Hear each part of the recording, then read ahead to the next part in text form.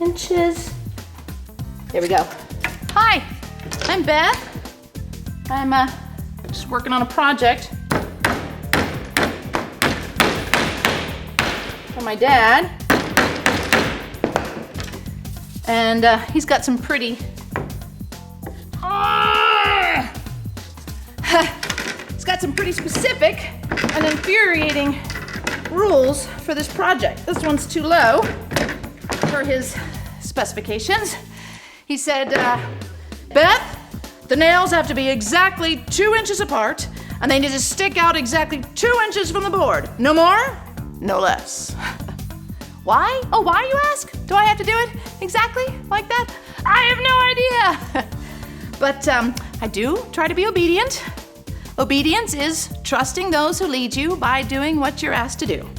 See, I've learned that when I'm obedient, I usually get some good out of it. I mean, rules are here for a reason, right? They're here to protect me, or to make me stronger, or smarter, or wiser, right? So I think we can trust. Oh, okay. For the life of me, I don't know why I have to do this. All it seems to be doing is really wasting my time. Anyway, in the story today, Abraham is told to do something impossibly hard, and he didn't even know the reason. Okay, let's try again. 2 inches.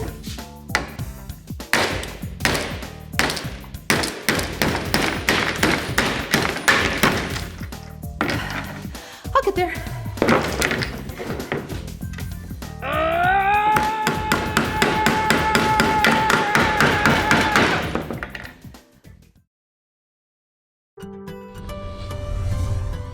And now for an amazing true story from the book of Genesis, chapters 18, 21, and 22. Over and over, God had promised Abraham children. Look up at the sky. Count the stars if you can. That is how many children you will have. But years passed, and even though Abraham and his wife Sarah had tents and flocks and servants, they still didn't have sons or daughters of their own. Abraham, you're 100 years old. I'm 90. This isn't going to happen. One day, 3 travelers arrived at Abraham's tent as the noonday sun beat down. Please, don't pass by. Rest under this tree.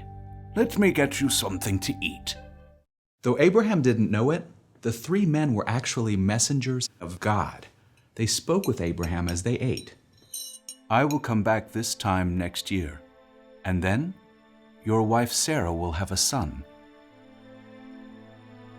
In the nearby tent, Sarah overheard.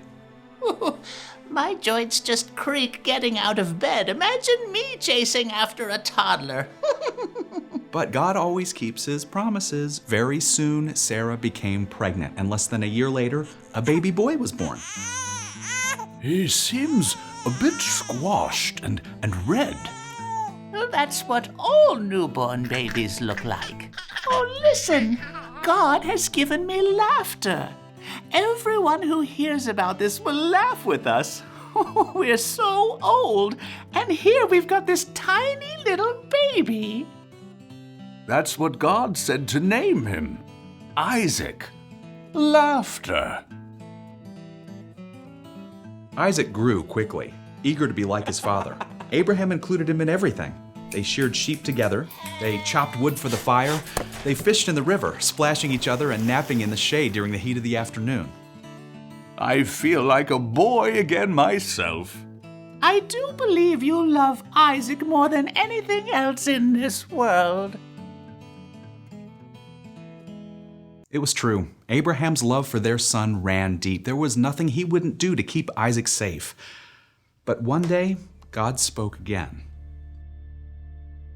Abraham, Here I am. take your son, the one you love. Take Isaac. Go to Moriah. Give him to me there as a burnt offering. Sacrifice him on one of the mountains I will tell you about." Abraham felt as though the breath had been sucked from his lungs. My son? My son? God had asked Abraham to do difficult things before, but nothing like this. Abraham paced between the close walls of the tent. God promised me Isaac. He promised Isaac's children would form a great nation. So if he's asking me to give him Isaac now, well, I believe he could even bring my son back to life, if that's what it takes. Early the next morning, Abraham cut wood for the burnt offering. Then he saddled up his donkey. Let me help you up, Isaac. We're going on a trip. For days, Abraham and Isaac and 2 servants traveled to Moriah. On the 3rd day, Abraham looked up and saw the mountain rising up before them. His stomach knotted up as he spoke to the 2 servants. Stay here with the donkey. The boy and I will climb the mountain to worship. Then we'll come back. Isaac carried the wood for the sacrifice. He glanced up at his father as they walked. "Father?" Yes, my son. "We've got the wood and everything we need to build a fire, but what about the lamb for the burnt offering?" Isaac knew the way they gave thanks to God was by offering something of value on an altar, usually an animal like a sheep. Abraham struggled to keep his voice still as he responded. God himself will provide the lamb for the burnt offering. When they reached the top of the mountain, Abraham built an altar. Each stone he placed felt like a weight on his heart. Feeling numb, Abraham arranged the wood, tied cords around Isaac, and placed his only son on top of the wood. Then he took out his knife. His hand trembled as he raised it. "Abraham? Abraham." Abraham froze, hands still raised. He could see no one. Here I am. "Do not lay a hand on the boy." Abraham dropped the knife. He fell to his knees, weeping with relief. "Now I know you have respect for God. You have not held back from me your only son." At that moment, Abraham spotted a ram trapped in the brush. God had provided an animal for the sacrifice. Thank you, Lord. Trembling with relief, Abraham released Isaac. Together they captured the ram and sacrificed it to God on the altar. The angel of the Lord spoke out to Abraham once more. "I will bless you because of what you have done.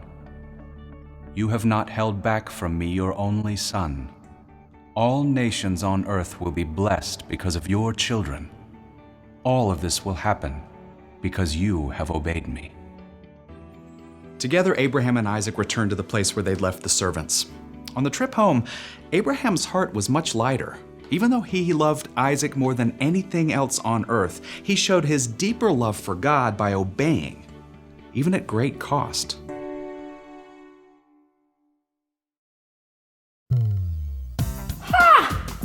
Nailed it!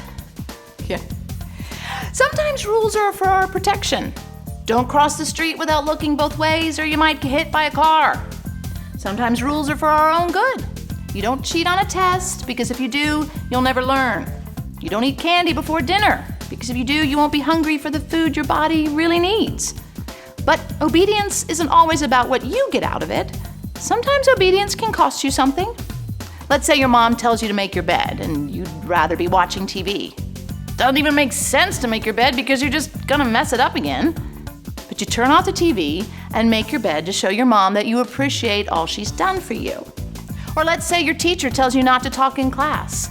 Even though you've already done your work and you've been really quiet, you obey the teacher and you stop talking so that they can feel respected and important. And then there's God. You obey God because He's the all-powerful creator of the universe who loves you no matter what. And like Abraham, your obedience shows that you believe and trust in him. You may not know the reason for some rules, and obedience may come at a cost. But if it brings honor to God or makes a leader feel trusted, then you're making a wise choice. The one thing to remember today is this: I should trust and obey even if it costs me something. This piece of wood has cost me about 4 hours so far, and I still have no idea what it's for. My dad's a pretty smart guy, and the stuff I've seen him build is amazing. So I trust that this little guy is gonna be pretty amazing too. I'll see you around. Okay, back to